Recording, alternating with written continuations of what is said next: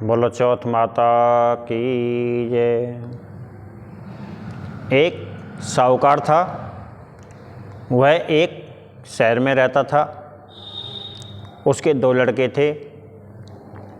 साहूकार के मर जाने पर उसके दोनों लड़के अलग अलग रहने लगे।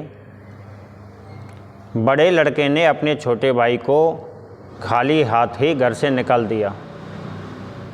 उसे कुछ भी नहीं दिया और सारा धन अपने पास में ही रख लिया। बड़ा भाई बड़े मौज से रहता था क्योंकि उसके पास खूब धन था। छोटा भाई बहुत दुखी रहने लगा।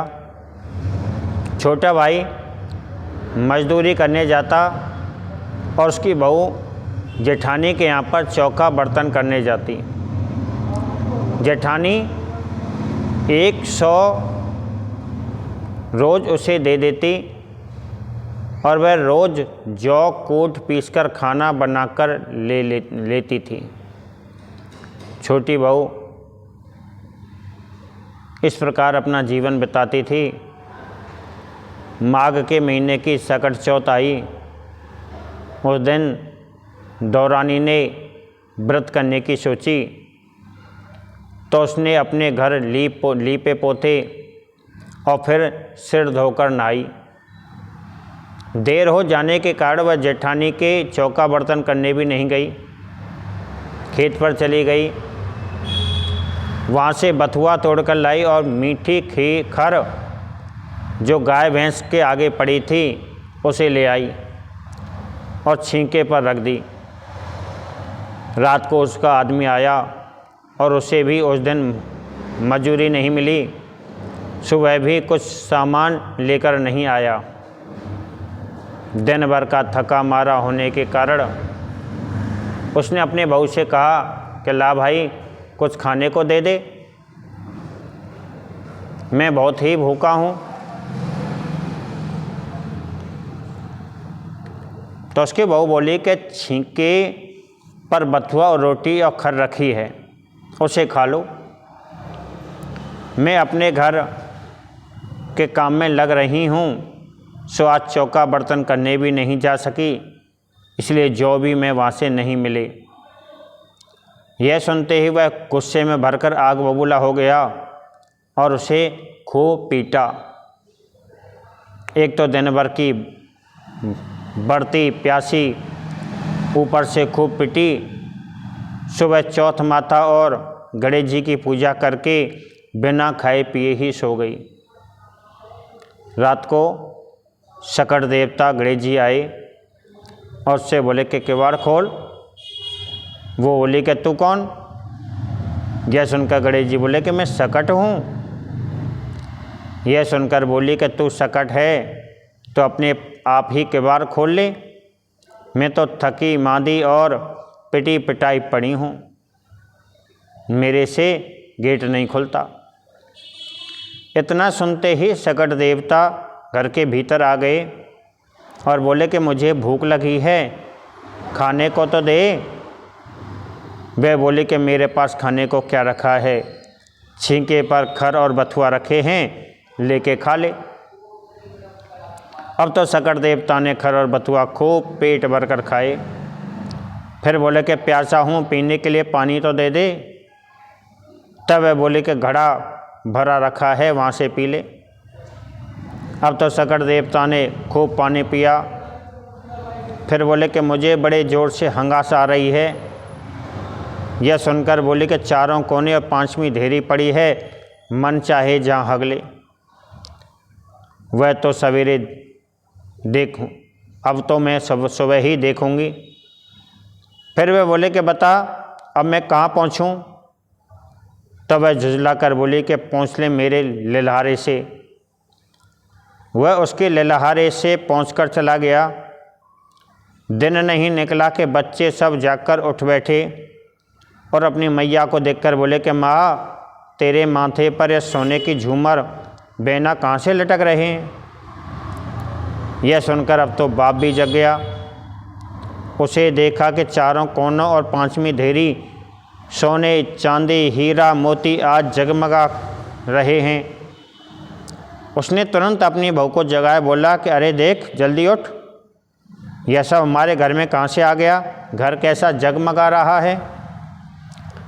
तब उसने उठकर अपने पति को ये सब बातें बता दी कि रात को शकट देवता आए थे, ये सब उन्हीं की कृपा है।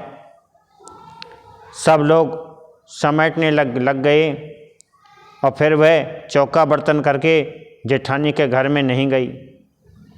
तब जेठानी ने अपने बच्चे उसे देखने के लिए भेजे कि वह आज फिर चौका बर्तन करने के लिए क्यों नहीं आई। बच्चे उसे देखने गए तो उसे देखकर उसके घर जाकर बोले कि माँ, आज तो चाची, चाचा, चाची और उसके सब बच्चे धन समेटने में लगे हैं।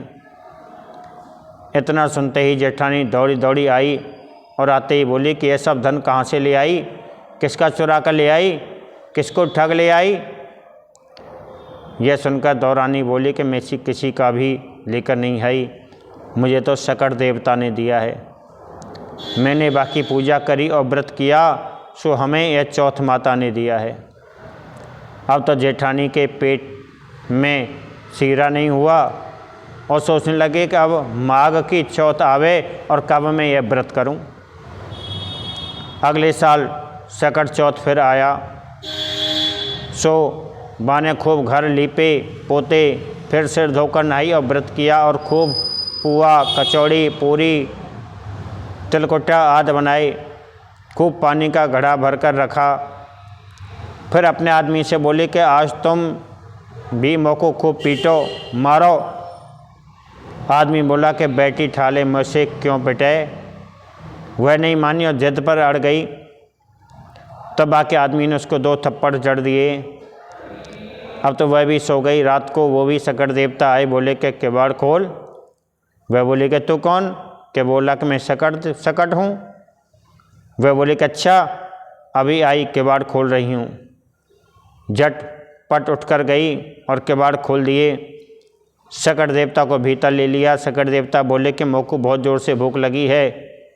तो जेठानी बोली कि उसने तुमने बथुआ और खर खाई, मैंने तो खूब पूरी, पुआ, कचौड़ी, तिलकुटा आदि बना रखे हैं, तुम खूब पेट भर कर खाओ। शकट देवता ने खूब खाया और खूब पानी पिया।